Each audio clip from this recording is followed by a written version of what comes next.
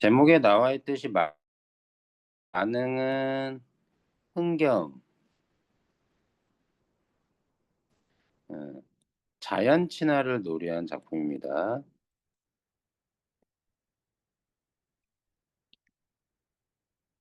1, 2, 4수 위주로 가보죠. 1수, 산수는 자연이죠? 그대로 직역해도 됩니다. 자연 속의 바위 아래 띠집을 짓는다. 띠집은 초가집 정도로 해석하시면 되고요. 자, 소박한 삶을 의미합니다. 이 정도 초가집으로도 나는 충분하다. 안분지족적인 태도를 나타내요. 분수에 만족하는. 그것을 모르는 남들은 웃는다, 비웃는다 하지만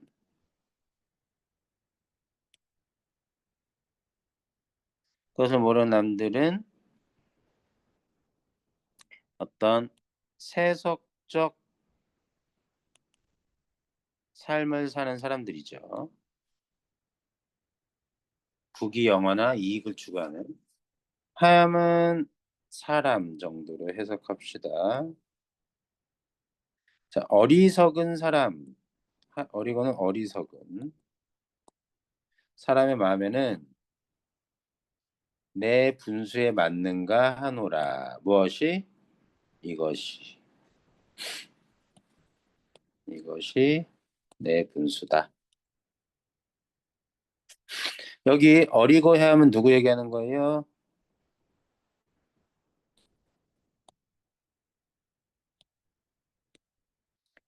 나 화자 자신을 얘기합니다. 내 마음에는 이게 최고야. 이수 보리밥 풋나물을 산나물을 알맞게 먹은 후에 여기서도 보리밥과 풋나물은 소박한 삶을 상징합니다. 소박한 음식이죠. 바위 끝 물가에서 실컷 논다. 자연을 즐기는 겁니다. 첫 번째 줄은 소박한 삶에 만족해하는 거죠. 그 밖에, 그 외에 나머지 일이야 부러워할 줄이 있으랴. 서리법 부러워하지 않는다. 그 밖에 연함은 일은 뭐겠어요? 세속적 가치, 세속적인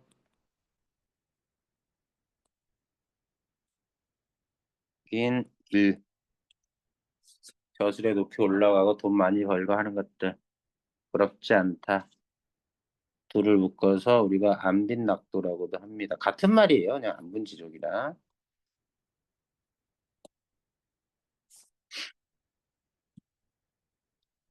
사수 누가 누군가가 삼정승보다 낫다 좋다고 하더니 만승 황제가 이만할까 이만하지 않다. 서리법 이제 로는 해석할 거 없어요. 이제 생각하니 소부허유가 야같다 영리했더라. 고사를 인용해서요. 소부허유는 어떤 인물이에요? 중국의 인물인데 자연 친화적인 삶을 욕심을 세속적인 것에 욕심을 내지 않는 삶을 살았던 사람들입니다.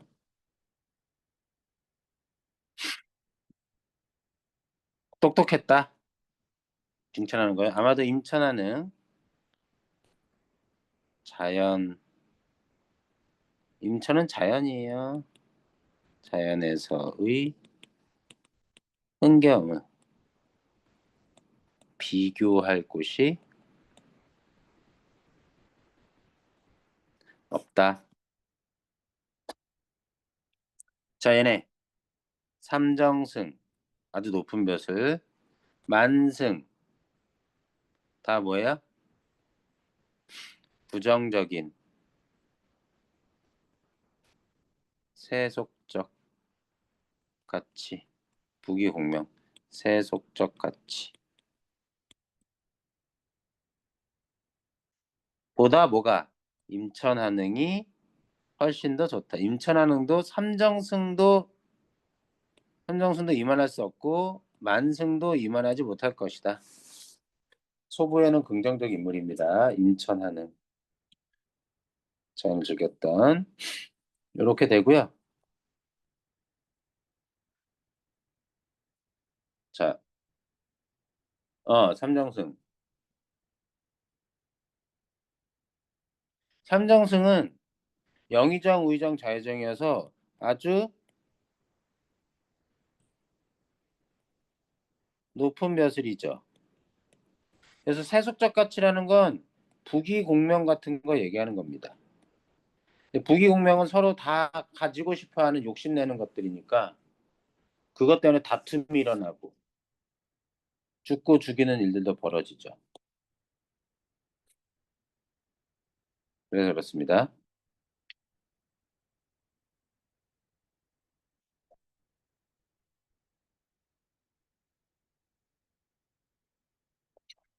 자, 그다음 수양산 보죠. 자, 수양산 바라보며 자, 수양산은 중의적 표현이 쓰였습니다. 이재를 한탄한다. 슬퍼한다. 굶주려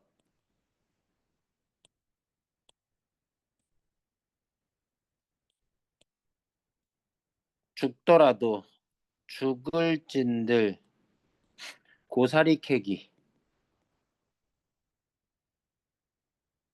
캐기는 왜 한 것인가? 원망하는 태도입니다. 비록 후성기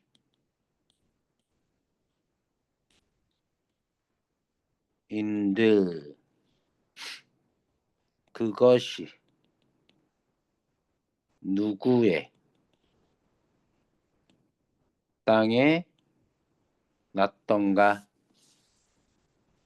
이런 거죠. 여기서 이제는 백이숙제 뛰어난 충절을 가졌던 중국의 인물입니다. 그걸 보고 나는 백이숙제를 원망하고 한탄하는 거예요. 한식하는 거예요. 왜 그랬니? 왜? 임금이 바뀌어서. 자, 여기서 수양산은 첫 번째 산 이름이기도 하고요. 두 번째 수양대군을 가리키기도 합니다.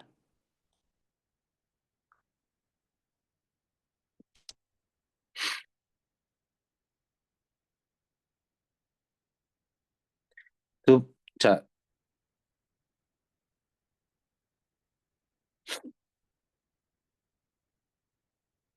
채미는 말 그대로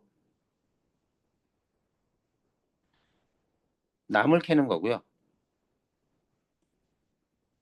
두 번째 수양대군에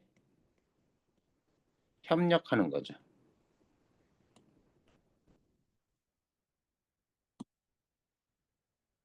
죽으면 그냥 죽지. 왜 먹냐? 그 고사리도 수양대군 바뀐 임금의 땅에서 난 건데. 그래서 이제의 충절이 충분하지 못했다고 한탄하는 겁니다. 까는 거예요. 굶주려 죽는 건 절대 수양대군에게 타협하지 않는 거죠. 이렇게 하나의 표현이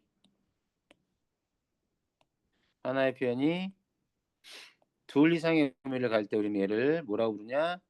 중의법이라고 부릅니다.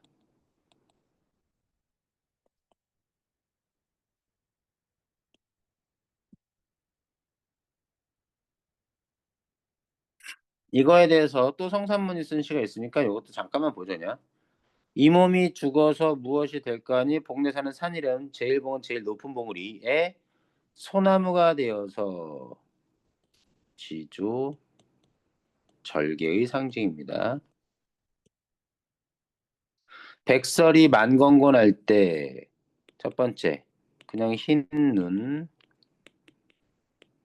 겨울이죠. 두 번째 수양대군 생각하면 수양대군의 득세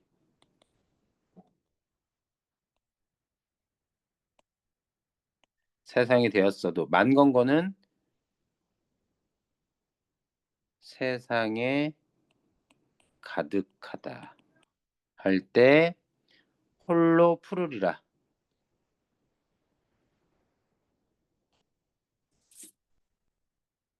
이때 낙락장성 무슨 의미? 첫 번째 네 그냥 소나무 두 번째 나 화자 자신을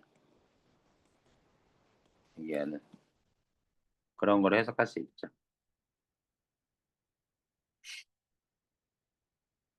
되겠죠?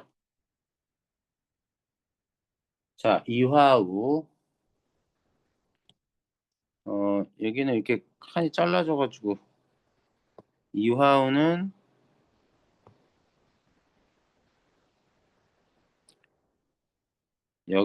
여기로 해서 설명해 볼까요? 배꽃이 비처럼 내리는 배꽃비가 뿌릴 때 흩뿌릴 때 울며 잡고 이별하는 이별의 순간입니다. 계절을 나타내요. 봄을 나타내요. 추풍낙엽 가을 낙엽에 저도 임도 날 생각하는가 궁금한 거지. 가을 순식간에 시간이 건너뛰었죠. 시간의 비약. 벌써 반년 지났어요. 헤어진 지. 천리. 이때 천리는 심정적 거리감. 실제로 물리적으로 치수 거리를 재가지고 천리가 되는 건 아니겠죠. 외로운 꿈만 오락가락 하는구나. 이때 외로운 꿈은 임에 대한 그림 기생이 쓴 겁니다.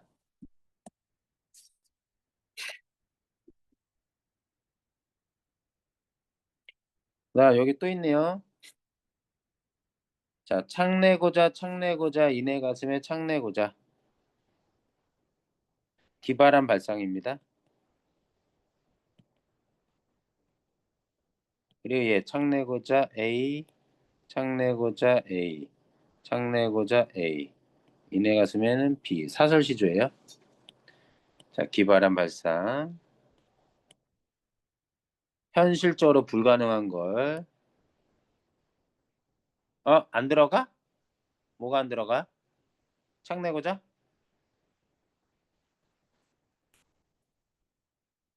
랑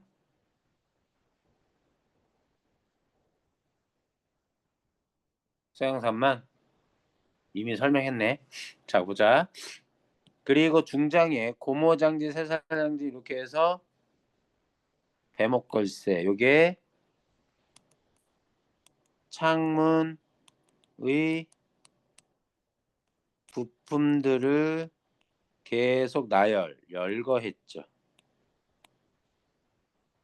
뚝딱 의성어 생동감을 줍니다. 생생함이라고 할까요? 청각적 이미지. 이내 가슴에 창 내고자 이따금 너무 답답할 때면 열고 닫아볼까 하노라. 왜 답답한지 이유는 알 수 없습니다. 이유는 모르지만 그 답답함을 해소하고 싶은 마음. 사설시조입니다. 그러면 됐나요?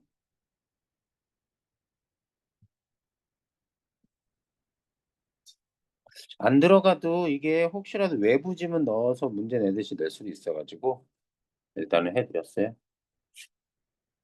시조 4편 이렇게 하고 이화는 안 들어가고.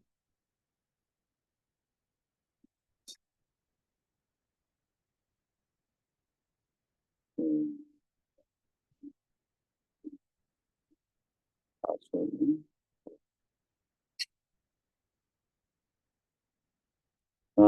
나희덕의 산속에서라는 작품 한번 봅시다.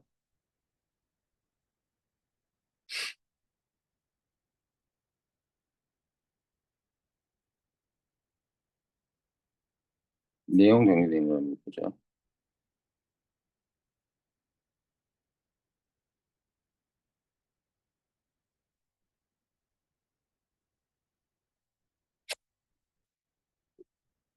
봄 시 자체부터 한번 봅시다.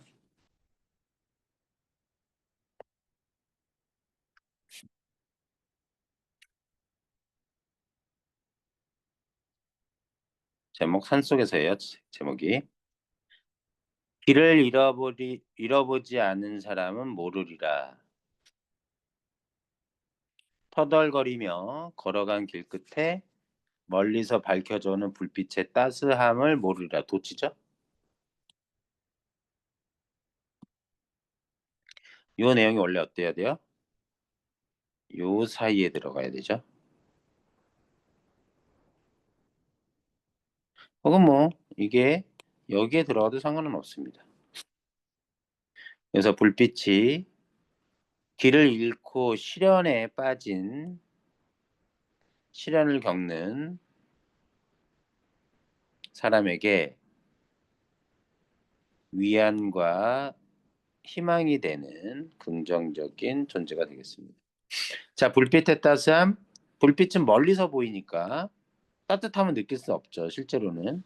멀리 보니까 불빛, 시각적인 건데 따뜻하다고 해서 촉각화, 공감각적 심상이 쓰였습니다. 자, 막무가내 어둠 속에서 길을 잃어버린 상황, 불빛도 보이지 않는 상황을 얘기를 하는 거죠. 막무가내 어둠 속에서 누군가 맞잡을 손이 있다는 것이 인간에 대한 얼마나 새로운 발견인지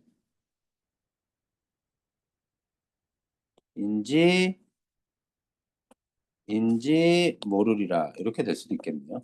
일단 도치는 여기만. 인지 길을 잃어버리지 않은 사람은 모르리라. 뭐 이렇게 들어갈 수도 있겠지. 뒤가 빠져있는. 자, 여기서 보면 여기 불빛은 밝죠, 따뜻하고 어둠은 캄캄하죠. 그래서 여기서 불빛과 어둠의 명암 대비라고 볼 수도 있겠습니다. 아까 길을 잃어버린 건 시련을 겪는 사람,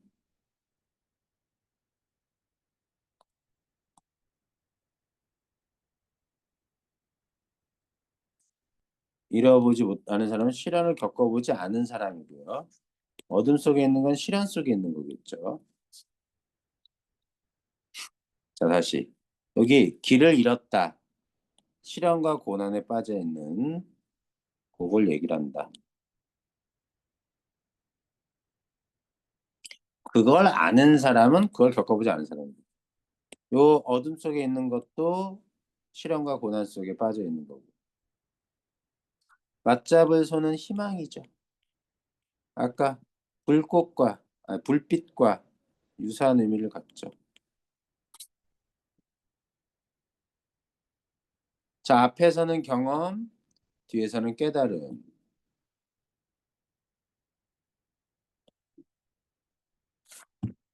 음, 잠깐만.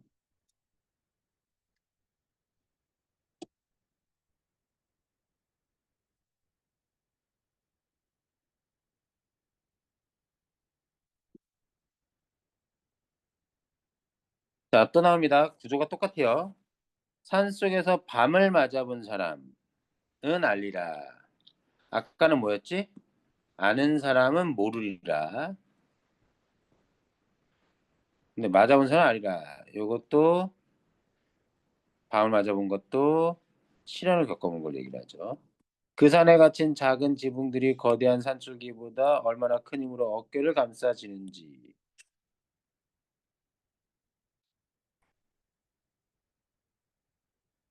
여기도 도치법 쓰였습니다. 작은 지붕, 희망. 위안이 된다는 얘기겠죠. 자, 지붕들이 나의 어깨를 감싸주어 줍니다. 그래서 의인법 쓰였어요. 먼 곳의 불빛은 나그네를 쉬게 하는 것이 아니라 산수에서 맞아온 사람이 나그네 얘기를 하겠지. 계속 걸어갈 수 있게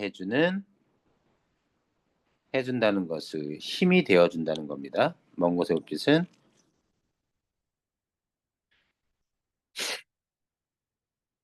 자, 계속 걸어갈 수 있게 해준다. 그 말은 뭐냐? 희망과 힘을 심어준다. 이때 나그네는 어려운 처지에 놓인 존재. 자, 쉬게 해준다. 일시적으로 나그네를 편하게 해주는 것인데 그게 아니라 먼 곳의 빛은 계속 걸어갈 수 있게 해줍니다. 자, 경험과 깨달음 이렇게 해줍니다. 시 어렵지 않죠?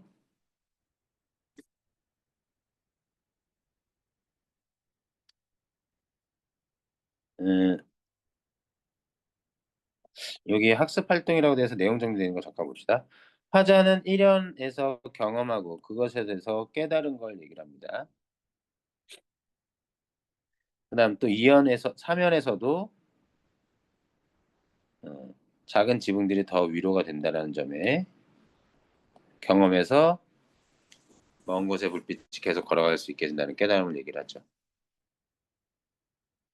여기서 말하는 화자가 말하는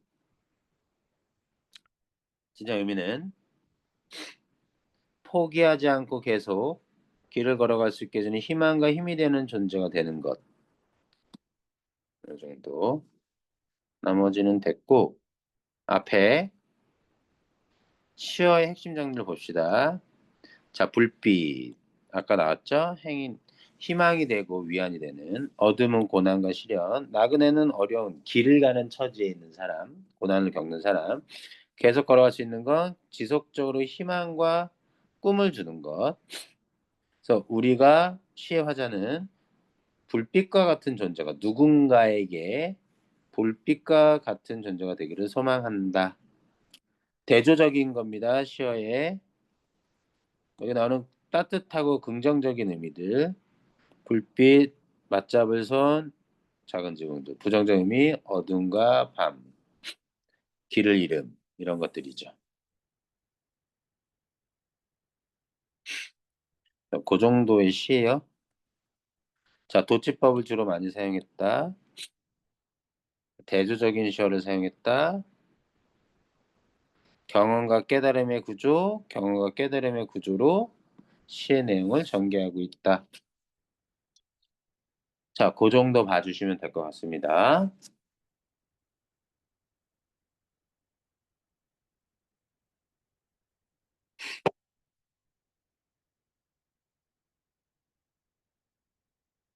수호 제기는 나중에 하고요. 우리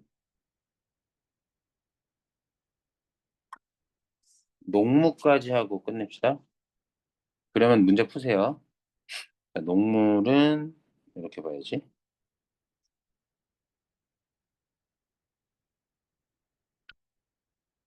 문제가 너무 길게 돼 있는데 농문은 음, 앞을 생각하지 마시고 일부의 문제만 풀어보세요. 농문은 학교 선생님 설명 잘 들으셔야 돼요. 모든 범위가 다 선생님 설명을 잘 들어야 되지만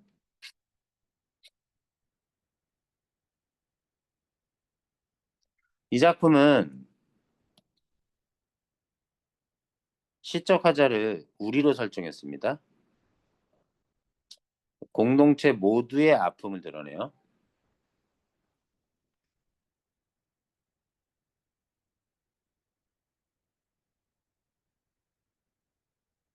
그다음 공간의 이동에 따른 내용이 전개됩니다. 운동장에서 있다가 소주집 들렀다가 장거리, 시장거리 나갔다가 소 파는 곳, 우시장 들러서 도수장에 갑니다. 공간의 이동이 순차적으로 진행됩니다.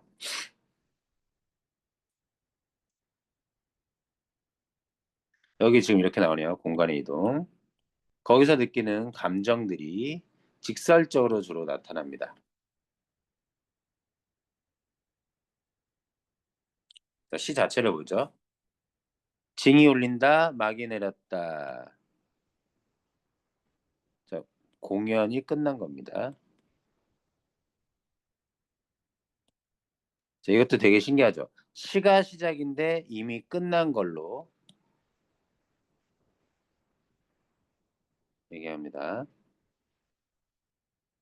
오동나무 전등이 매달린 가설 무대 여기서 공연을 했는데 구경꾼이 돌아가고 난 텅 빈 운동장. 자, 운동장이에요. 텅 비었다라는 것에서 약간 좀 공허함을 드러내고 있다.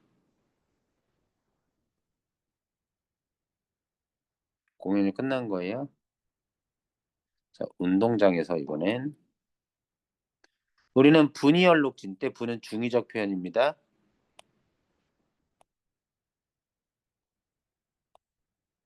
첫 번째, 분장 화장한 것 혹은 분노. 그래서 학교 앞 소주집으로 가요. 이번에는 술을 마신다. 이때 술은 음, 감정 표출 내지는 뭐 약간의 잠깐의 해소의 수단이 되기도 하죠. 자, 답답하고 고달프게 사는 것이 원통하다. 직접적으로 표현했습니다.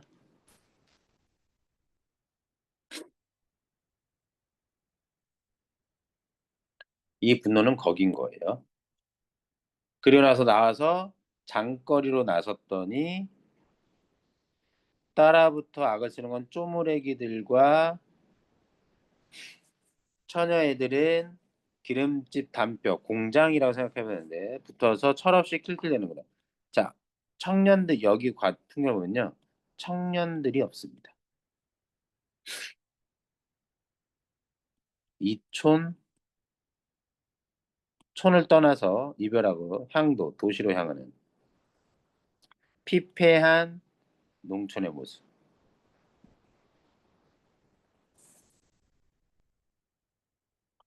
철없이 쪼무레기들은 악을 쓰고 처녀애들은 킬킬대는 근데 이런 피폐해진 농촌 현실의 모습에 대해서 얘네들은 진지한 생각을 가지고 있지는 못한 보름달은 밝아 어떤 여성은 꺽정이처럼 임꺽정에 꺽정이처럼 울부짖고 서리미처럼 해해대지만 이걸 디테일하게 이렇게 봤지만 어쨌든 농무를 한 사람들에 대한 얘기예요. 산구석에 처박혀 발버둥 친들 무엇하랴. 어떤 무기력함. 비료값도 안 나오는 농사. 이게 바로 농촌의 구조적 모순. 먹고 살기 힘든 수익이 제대로 나지 않는 따위야 여편네에게 맡겨두고 자 여기 꺽정이처럼 울부짖는다 서림이처럼 해야 된다 둘 다 뭐예요? 나름대로 울분을 표시하는 거예요. 웃는다고 해서 그냥 긍정적으로 웃는 거겠습니까? 이들의 반응은 다 뭐예요? 산구석에 처박혀 발버둥쳐 아무리 노력한들 소용없다라는 거. 서리적인 표현. 그것에 대한 반응인 거죠. 쇠전을 거쳐 우시장, 도살장 앞에 와 설 때 여기가 왜 분노가 가장 극대화되는 곳이냐? 우리는 점점 신명이 난다. 학교에서 이걸 뭐라고 얘기했는지 모르겠어. 반어법이라고도 설명하고 역설법이라고도 설명할 수 있는데 신명이 난다는 건 신이 난다는 얘기입니다. 실제로 이 사람은 신나는 게 아니라 화가 나는 거죠. 그래서 반어적입니다. 반대로 표현했기 때문에. 일단 반어적 표현이기도 하면서 동시에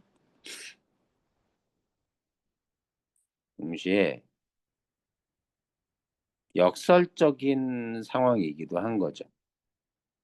왜? 비료값 안 나와요. 비료값 안 나와요.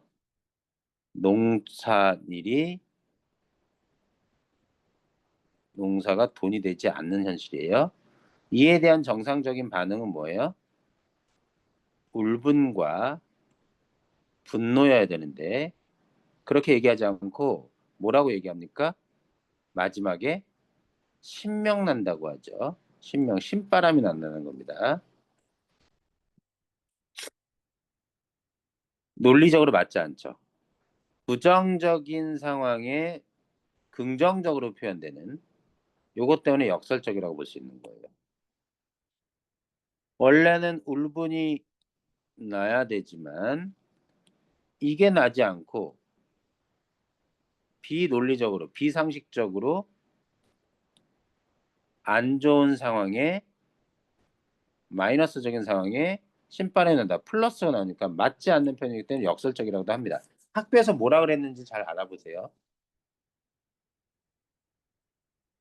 한 다리를 들고 날라리 피리를 불거나 쉽게 말하면 태평소 고갯짓을 하고 어깨를 흔들거나 마지막에 나오는 농무 춤추는 모습은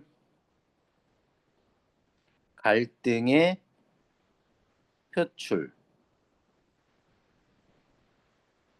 내적 갈등이죠. 울분의 표출산이 되는 겁니다.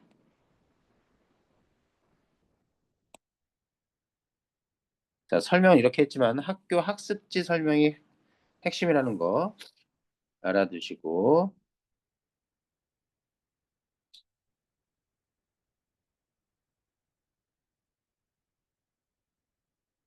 자, 우리는 신명이 난다를 일단은 반어적이라고 표현했습니다. 징이 울린다, 막이 내렸다로 시작하면서 얻는 효과. 네. 행사가 끝난 뒤의 무대. 이게 농모조차도 슬프고 처량하게 느끼게 만드는 농촌의 현실을 효과적으로 보여주는 시작이다. 그 정도. 나머지는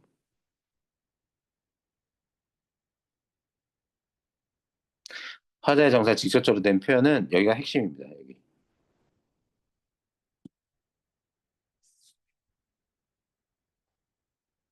이 작품은 그런 농촌 현실의 어, 어려움을 극복하고 있는 작품이 아닙니다.